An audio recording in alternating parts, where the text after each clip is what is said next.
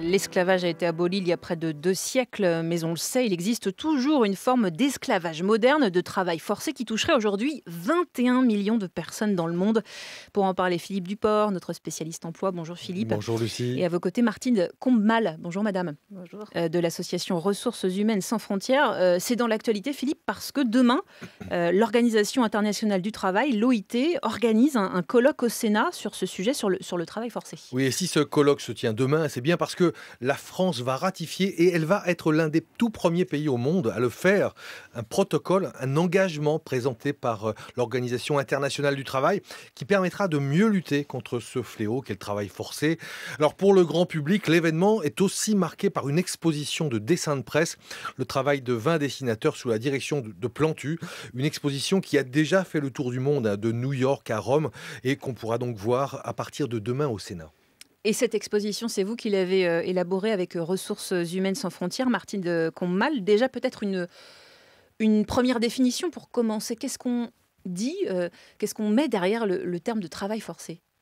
Alors, le travail forcé est défini par l'Organisation internationale du travail. Ce sont des conventions. L'article 2 de la Convention 29 donne une définition un peu compliquée que je ne vais pas vous donner. Je vais essayer de la simplifier. C'est tout travail ou service exigé d'un individu sous la menace d'une peine quelconque. Ça peut être une peine morale, je vais vous expliquer un petit peu, et pour lequel le dit individu ne s'est pas offert de son plein gré. Ça veut dire quoi ? Ça veut dire qu'il y a 4 façons de reconnaître le travail forcé. C'est premièrement, il faut un consentement libre et éclairé. Deuxièmement, il ne faut pas être contraint de travailler ou contraint de rester à son travail. Ensuite, l'isolement peut être un facteur de travail forcé, c'est-à-dire qu'on ne parle pas la langue, on est dans un autre pays, souvent c'est des migrants. Et quatrièmement, c'est le fait d'être traité comme un individu à part entière, de pouvoir avoir son compte en banque et de ne pas avoir ses papiers supprimés. Alors, ce qu'on ne voit pas quand on vous écoute, Martine Combemal, c'est que vous avez le coude dans le plâtre. Vous revenez d'une plantation de bananes au Panama, où vous avez été à la chasse, vous avez été débusqué, le travail forcé, vous êtes tombé par ailleurs, c'est pour ça que vous êtes fracturé le coude. Qu'est-ce que vous avez constaté là-bas, du travail des enfants ? Alors j'ai visité deux sortes de plantations, des plantations de café et des plantations de bananes. Les plantations de café sont des plantations au Panama comme ailleurs, où il y a beaucoup de travail des enfants. Souvent c'est issu des migrations internes, on a besoin de beaucoup de main-d'œuvre au Panama. Et comme on a besoin de beaucoup de main-d'œuvre, des familles entières se déplacent. Elles sont enregistrées au nom du père de famille et du coup, les enfants travaillent. Nous devions regarder dans une plantation modèle qui était une plantation libre de travail des enfants, si elle était vraiment libre de travail des enfants. Et il y avait du travail des enfants. Alors, quand on est consommateur, comment le savoir ? Quand on achète ses bananes au supermarché, on se dit « Ah bon, il y a peut-être du travail des enfants derrière ». Alors, comment le savoir ? C'est ce que je vous disais tout à l'heure sur plusieurs indicateurs, mais pour le consommateur, c'est un peu difficile. C'est vrai que quand on achète dans des circuits courts, l'économie sociale et solidaire, quand on achète, on peut aussi impulser une politique auprès de son syndicat, puisqu'on est aussi salarié.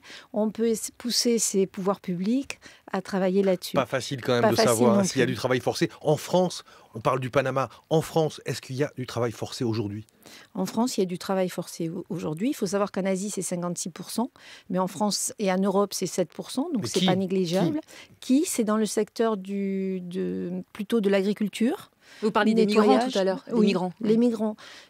Les migrants sont fragiles. Par définition, ils parlent une autre langue, ils ne connaissent pas les lois du pays, ils sont isolés, donc je reviens sur les définitions de tout à l'heure, et ils sont soumis souvent à des agences d'intérim, à des agences qui ne sont pas d'intérim comme on les connaît en France, des agences qui permettent de faire travailler ces personnes-là. Est-ce que la France est en pointe ? Elle va signer un protocole. La France est en pointe dans la lutte contre le travail forcé ? D'un mot ? La France et l'Europe sont en pointe, effectivement. La France, notre organisation travaille sur un projet européen qui s'appelle SUSI, qui a pour objectif de développer justement l'économie sociale et solidaire comme facteur de réduction de la pauvreté. Et dans ce cadre-là, on travaille avec 4 régions, Languedoc-Roussillon, Aquitaine, Toulouse et la région parisienne. Et vraiment, on a vu des politiques, des organisations comme HEC, TBS qui ont poussé, la mairie de Toulouse, qui pousse pour qu'il y ait moins de travail forcé en organisant des expositions, des conférences et en nous appuyant. Merci beaucoup Martine Commal d'être venue nous en parler de l'association Ressources Humaines sans frontières et Philippe Duport. À demain.